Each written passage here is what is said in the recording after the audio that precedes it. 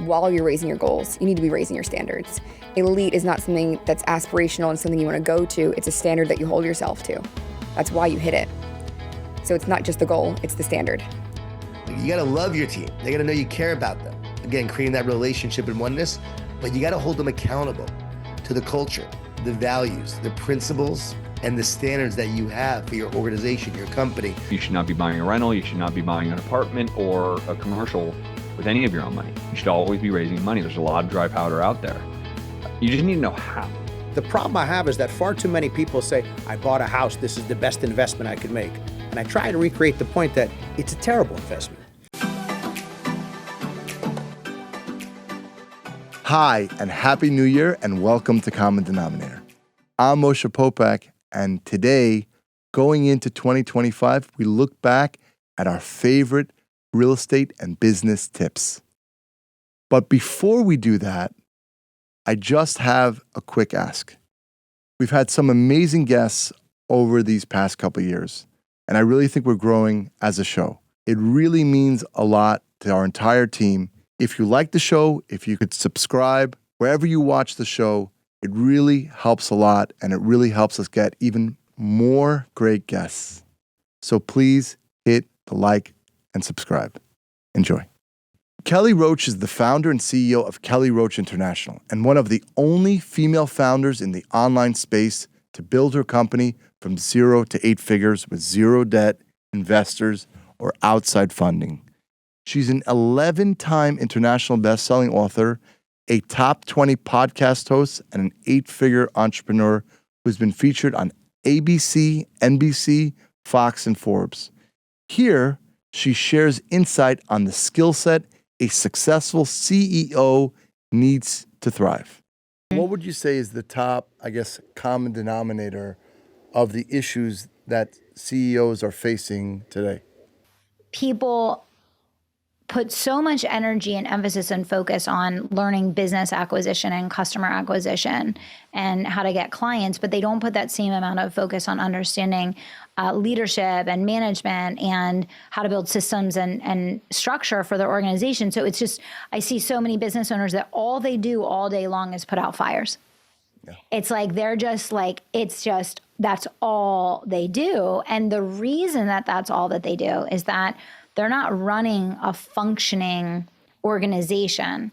They just are kind of like getting through it. Like, it's like, it's like every day is Groundhog Day, right? So I think, obviously a lot of businesses in today's climate are struggling with sales. They are struggling with marketing. They're struggling to grow fast enough.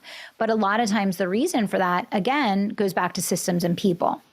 And because they don't have great systems and they're not managing people effectively, it's like, again, it's like they're kind of just pinch hitting, like trying every day to just scramble and figure out how to plug a hole instead of like progressing through the implementation of a strategy where you run drills repeatedly and there's a compound effect to what you're doing.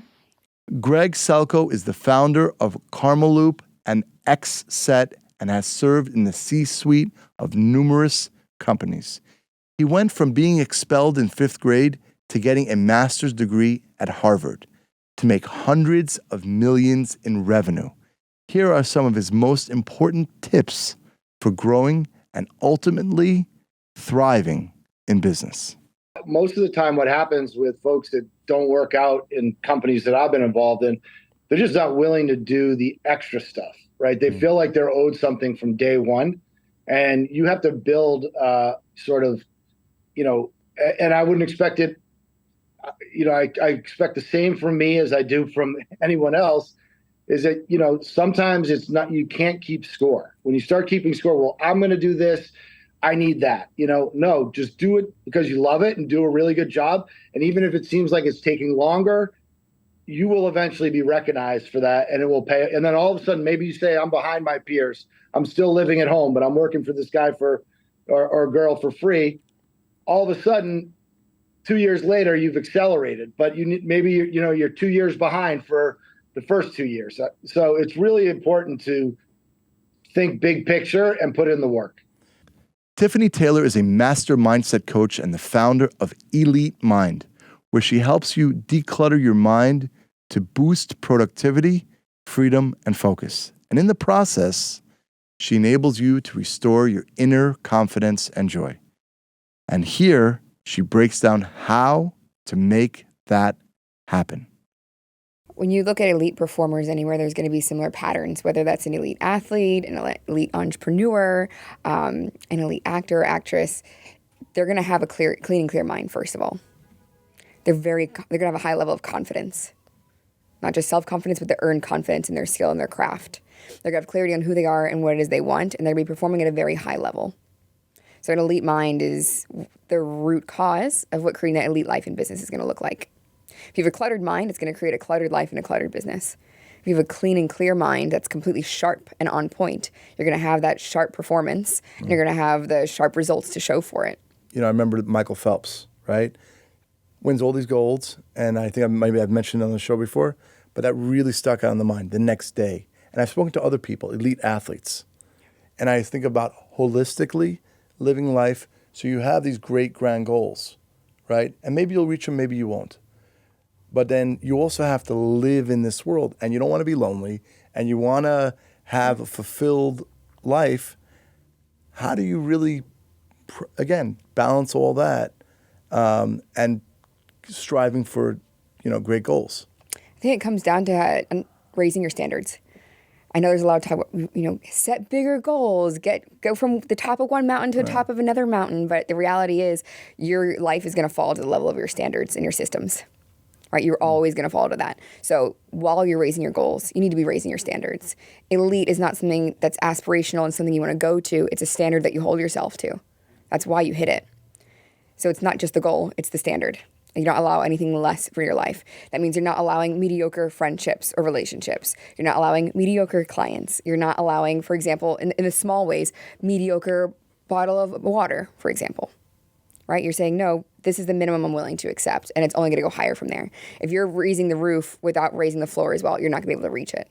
So it's raising the standards you hold yourself to holistically in every area of life. Over to the real estate world, where Justin Colby is the pioneer of the science of flipping. In our episode, he gave incredible insight on what he's learned from flipping over 2,000 homes and how to avoid the crushing mistakes that many people make. Here, he breaks down what you must do when you're getting started in real estate. You should not be buying a rental. You should not be buying an apartment or a commercial with any of your own money. You should always be raising money. There's a lot of dry powder out there. You just need to know how. And when you're just getting started, give away the farm, right? Give it away because you need to build your track record. So, for example, when I first raised money, it was incredibly expensive money. It was 50-50 money on profits. And you go and flip something for 50 grand and you used 100 grand and they make 25 grand and I make 25 grand. They got a 25% return on the money already. And I usually was flipping something within a 4-month period. So I keep doing this over and over and over again. Let's just say I use that money 3 times in that 12-month period. The return is insanity, right? Yeah. And you start to give away the farm and then you build a track record and then you can sharpen the pencil. Then you can say, hey, I think we got to relook at some terms here, right? Like you are making an absolute fortune and I'm doing everything. So let's just whittle this down. And maybe it goes from 50-50 to 75-25, or maybe it turns into straight debt, right? But I think it's a function of building your track record first so people have confidence. Todd Nepola is the president and founder of Current Capital Group and a real estate veteran with over 25 years of experience as an investor, manager, and director. He shares why buying a home may actually be a terrible investment. The problem I have is that far too many people say, I bought a house, this is the best investment I could make. And I try to recreate the point that it's a terrible investment. And then they want to preach to me how, no, but listen, Todd, I'm paying off my mortgage versus paying rent and wasting the money. And they're not understanding the dynamic that your real estate taxes are out the window, your maintenance and landscaping is out the window, your roof repairs are out the window. The equity you're paying down is simply money you're putting there from your savings, from your personal earnings.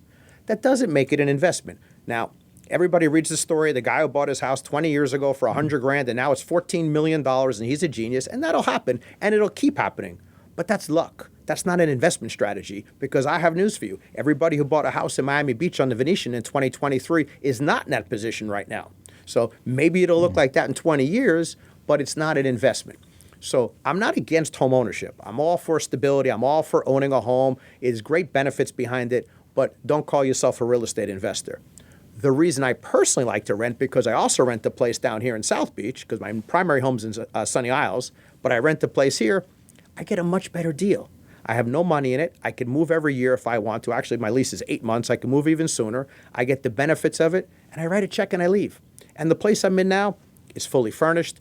The guy who owns it doesn't even want me to transfer the utilities. I write one check and he does everything. It's headache-free. So I like that peace of mind. Phil Gutman is a jack of all trades in the real estate market. He's worked with numerous developers in all aspects of the sales process. He's helped facilitate the acquisition of multiple properties worth several millions of dollars. He's an expert in real estate marketing and a licensed real estate broker. I get this question a lot for people starting out. If if they don't really have much money, and they wanna have a opportunity in real estate, what would you recommend people do? It's very hard, but there's always a way. A determined person will get it done. If you go and you're working for a major developer and you have a ton of real estate experience under your belt, at some point somebody's going to give you a shot and trust you on your own. But you need to have that experience. You can't decide overnight that tomorrow I'm going to be a developer and expect people to throw money at you. What you can do is you can buy existing assets and you can raise money like that. People feel a little bit more safe. If you wanted to buy a multifamily building with 4 units that has existing tenants and existing income, that I think will be a much easier time to convince somebody to give you money for something like that. I know that if you're persistent, I always say that if you find the right opportunity and you have clarity, right, where it's clear that everybody makes money, Yeah. there'll be money. Maybe these 3 people will say no, but someone will say yes. Someone will say yeah. As long as there's a money making opportunity, Exactly. right? So you got to create it. If it's proven and there's tenants in place and you can really show how it cash flows, much easier time than picking out a piece of dirt and saying, hey, 24 months from now we'll have 12 units on there and it should be able to throw off X, Y, Z. Back to business and the all-important topic of leadership. Jon Gordon is a multiple best-selling author and speaker on the topics of leadership, culture, sales, and teamwork. His principles have been implemented by Fortune 500 companies, pro and college sports teams, school districts, hospitals, and nonprofits. Here, he shares the secret sauce on what makes a great leader. Is there a common trait that you see amongst the great leaders that you encounter?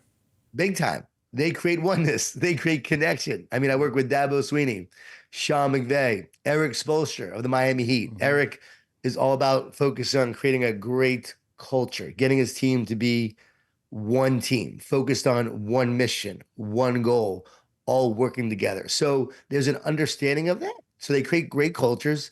They also lead with optimism and belief. They are positive leaders. They know that you win in the mind first.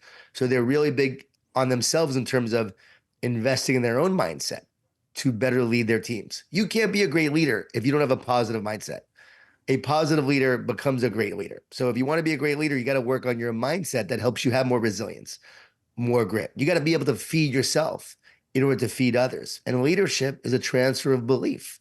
So you believe, but you got to get your team to believe. And you got to overcome a lot of adversity and challenges and negativity and rejection along the way as a leader. So that optimism and belief, they're essential. And then what I see really as like the crux, as what I'm really bringing to the forefront a lot now these days, is the idea of love and accountability. Like you got to love your team. They got to know you care about them. Again, creating that relationship and oneness, but you got to hold them accountable to the culture, the values, the principles, and the standards that you have for your organization, your company, your team, your school, whatever it may be. So we know the values, we have the standards, and I'm going to lead you and I'm going to support you, but I'm also going to hold you accountable because I believe in you, and I got to call you up sometimes to greatness. I got to call you up because I know that you're not giving your best. And if I really care about you, I'm not going to let you settle for anything but your best. And if I care about my team and this company, I got to make sure that you're contributing to everyone else's goals and mission. Adam Mendler is a mindset and leadership expert who is the creator and host of the hit podcast 30-Minute Mentors, where he gains insight from America's top CEOs, founders, athletes, celebrities, and political and military leaders. Adam's interviewed more than 500 of America's most successful leaders and has written extensively on business and leadership, having authored more than 70 articles published in major media outlets, including Forbes and HuffPost. How would you sum up, what would be the X factor that makes a great leader? So many. Moshe, we could spend the entire day just talking about this one question. I'll give you a few. Great leaders are great listeners. Great leaders don't walk into a room intent on speaking. They walk into a room intent on learning. Great leaders are continually trying to improve, continually trying to get better. Recognize that whatever got them to where they are today isn't necessarily going to get them to where they want to be tomorrow. Something that I've learned that's been really interesting to me, the most successful leaders are the people who are most hungry about becoming better, about taking that next step. They don't look at themselves and say, I'm successful, I've made it, therefore I've arrived. On the contrary, they are continually trying to get better, continually trying to improve. It's that growth mindset that allows them to stay at the top. That's one big component of what makes great leaders great. Erica Keswin is a business strategist who has worked for the past 25 years with some of the world's most iconic brands as a consultant, speaker, and author. Her work has been featured in the New York Times, Harvard Business Review, Forbes, Huffington Post, and more. She's also a 3-time best-selling author. In this clip, Erica shares valuable insight on the dynamic of working from home versus working in an office and how leaders should treat their employees to optimize productivity. Do you think that behind, again, peeling back the layer, first of all, hybrid work and remote work, do you think that that's here to stay realistically?